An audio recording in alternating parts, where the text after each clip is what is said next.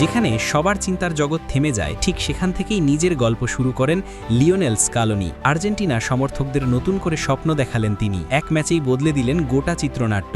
নতুন মুখ, নতুন কৌশল আর ভবিষ্যতের জন্য অদ্ভুত রকম দূরদর্শী পরিকল্পনা। পুয়ের্তো রিকোর বিপক্ষে ৬-০ গোলের সহজ জয়টি আসলে ছিল এক অভূতপূর্ব ঘোষণা। আসছে এক নতুন আর্জেন্টিনা, যা তৈরি হচ্ছে আগামী বিশ্বকাপ জয়ের জন্য। ৩ তারকা একসঙ্গে তুলে আনা, রক্ষণে নতুন দুর্গ গড়া আর গোলপোস্টের চমক, এই সবকিছুই প্রমাণ করছে স্কালোনি ভাবছেন বাকিদের অনেকটা আগে থেকেই। লিওনেল স্কালোনি, যে মানুষটা আর্জেন্টিনাকে এনে দিয়েছে বিশ্বকাপ ও কোপা আমেরিকার গৌরব, এবার সেই মানুষটাই নিয়ে এলেন নতুন এক পরিকল্পনা। পুয়ের্তো রিকোর বিপক্ষে ৬-০ গোলের বড় জয়ের চেয়েও বড় খবর ছিল তার সিদ্ধান্তগুলো, কারণ তিনি শুধু এক ম্যাচ খেলেননি, তৈরি করেছেন ভবিষ্যতের জন্য এক সুদূর প্রসারী রূপরেখা। ম্যাচের শুরু থেকেই স্কালোনি দেখিয়েছেন চমক। স্বাভাবিক নিয়মে যেখানে দ্বিতীয় বা তৃতীয় পছন্দের বলরক্ষককে মাঠে আনার কথা, তিনি বদলে এনেছেন চতুর্থ গোলকিপারকে, যা পৃথিবীর কোনো বড় দলের কোচ প্রায় করে না। এর মাধ্যমে তিনি শুধু রুই বা বেনিতেজকে প্রতিযোগিতার বার্তাই দেননি, বরং বুঝিয়ে দিয়েছেন দলে কেউই অটো চয়েস নয়, পারফর্ম না করলে জায়গা হারাতেই হবে।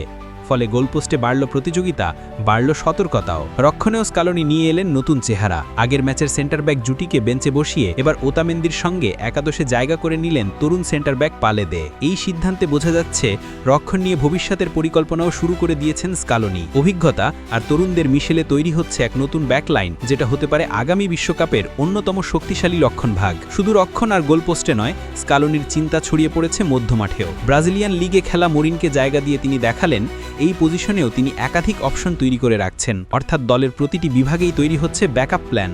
সবচেয়ে বড় চমক এসেছে আক্রমণ ভাগে। ফরওয়ার্ড লাইনে স্কালোনি একাদশে রেখেছিলেন ২৪ বছর বয়সী ম্যানুয়েল লোপেজকে। এই তরুণকে তিনি গড়ে তুলছেন ভবিষ্যতের জন্য, যেখানে তিনি হতে পারেন লাউতারো বা আলভারেজের বিকল্প। পাশাপাশি আরেকটি বড় এক্সপেরিমেন্ট করেছেন গঞ্জালেজকে লেফট ব্যাকে খেলিয়ে। যেখানে নিক গঞ্জালেজকে উইঙ্গার হিসেবে চেনা হলেও এবার তাকে রক্ষণে পরীক্ষা করে সমাধান খুঁজলেন স্কালোনি, যেটা বহুদিন ধরে আর্জেন্টিনার দুর্বল জায়গা। এসব কিছুর মধ্যে লুকিয়ে আছে একটি বার্তা: এই দল শুধু বর্তমান নয়, ভবিষ্যতের জন্যও তৈরি হচ্ছে। স্কালোনি জানেন বিশ্বকাপ জিততে হলে শুধু তারকার উপর নির্ভর করলেই হবে না, লাগবে গভীর স্কোয়াড আর ব্যাকআপ। তাই এখন থেকেই তৈরি হচ্ছে তার কৌশলগত সৈন্যদল। আর্জেন্টিনার এই জয় কেবল একটি বড় ব্যবধানে জেতা ম্যাচ নয়, এটা এক নতুন সূচনা, একটি দলের রূপান্তর, একটি কোচের দূরদর্শী পরিকল্পনা আর একটি জাতির নতুন করে স্বপ্ন দেখার গল্প।